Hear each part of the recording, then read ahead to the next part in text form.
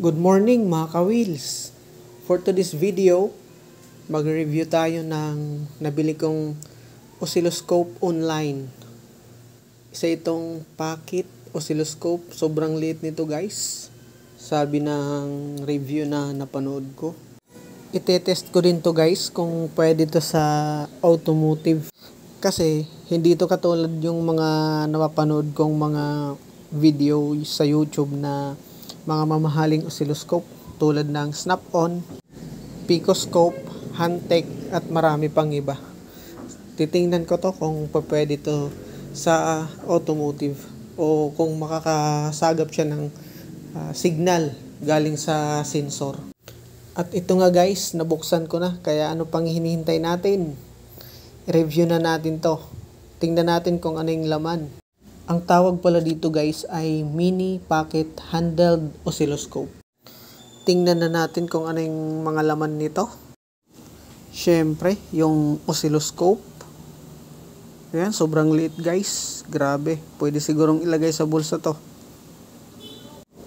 At meron pang nakaseparate na plastic. May laman na oscilloscope probe. At saka ito, adjustment tool. Tingnan natin. Para siyang flat screw na maiksi.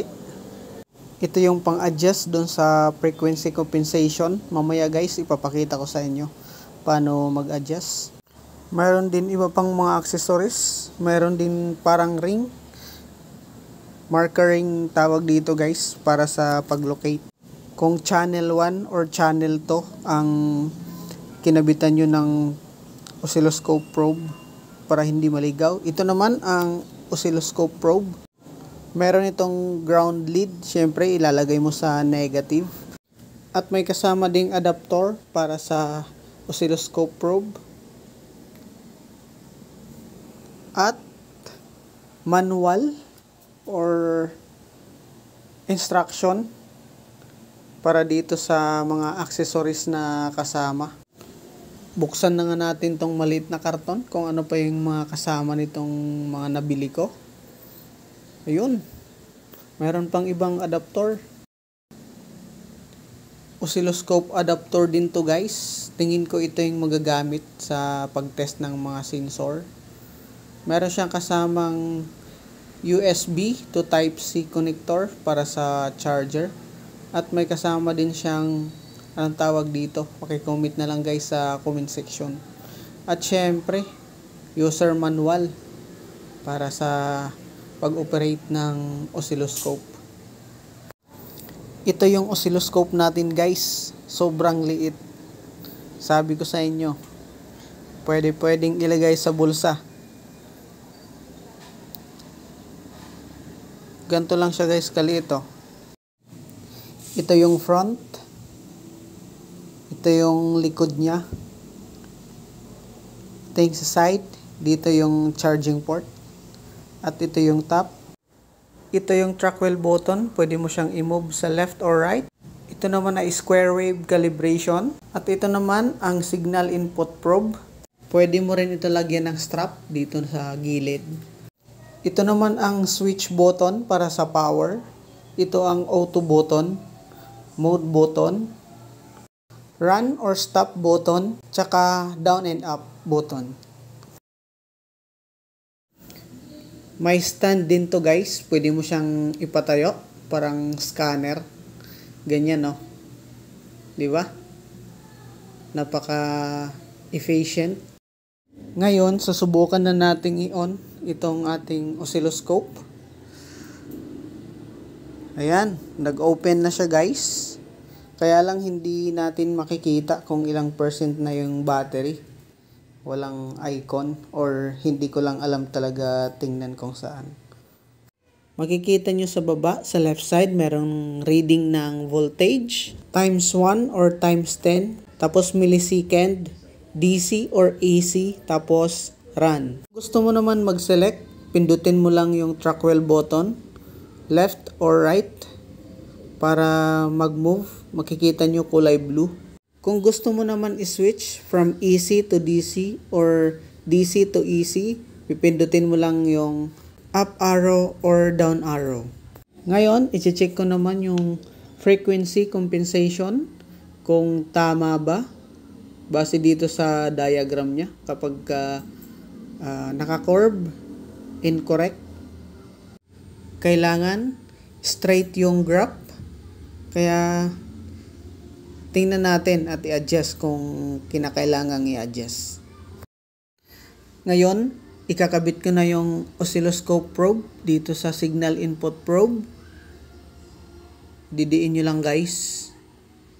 And then, yung hook tip dito sa square wave calibration. Ayan, dito guys. Ihuhook nyo lang dyan. Ayan o. Yun. Lumabas agad yung square wave. Pero, hindi square wave ang lumabas. Ibig sabihin, kailangan nating i-adjust para maging square wave. Kasi kapag ginamit agad natin to, hindi accurate yung